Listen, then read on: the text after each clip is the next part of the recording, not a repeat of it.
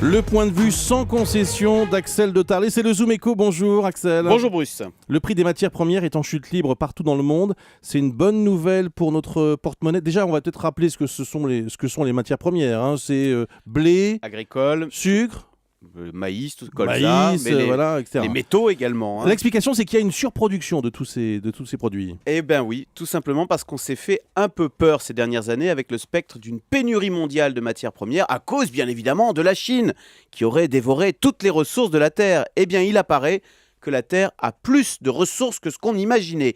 Si on regarde les métaux par exemple, eh bien les groupes miniers ont largement investi ces dernières années. Résultat, on se retrouve aujourd'hui avec des surstocks d'aluminium par exemple.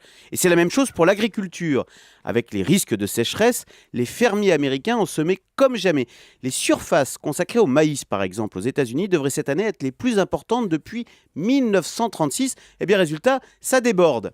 Est-ce que pour le pétrole c'est la même chose? Parce que l'essence est toujours aussi chère. En tous les cas, on nous prédisait la fin du pétrole. Ouais. Là aussi, on a été pris totalement à contre-pied.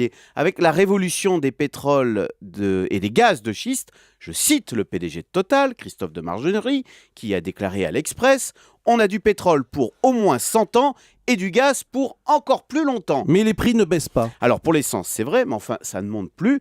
Quant au prix du gaz, aux États-Unis, il a quand même été divisé par 4 et ça va venir en Europe. Pour les matières premières, sur un an, le prix du blé, du maïs, du sucre, du nickel, argent, caoutchouc, tout ça, ça a baissé de 20 à 30% sur un an. La question maintenant, est-ce que ça va se répercuter dans la vie de tous les jours quand on va aller au supermarché, faire les courses? J'imagine tous ceux qui nous écoutent ce matin sur Europe 1 qui se posent la question. Mais c'est déjà un peu le cas, on n'en parle pas, mais l'inflation a disparu, à peine 1% en France sur un an.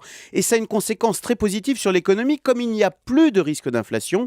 Du coup, la Banque Centrale Européenne va pouvoir laisser des taux d'intérêt très bas pendant très longtemps, ce qui est indispensable pour la reprise. Donc on le voit, c'est une vraie triple bonne nouvelle.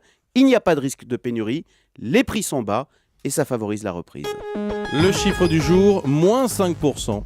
Barack Obama va diminuer ou diminue son salaire de 5% en solidarité avec les fonctionnaires américains touchés par les coupes budgétaires.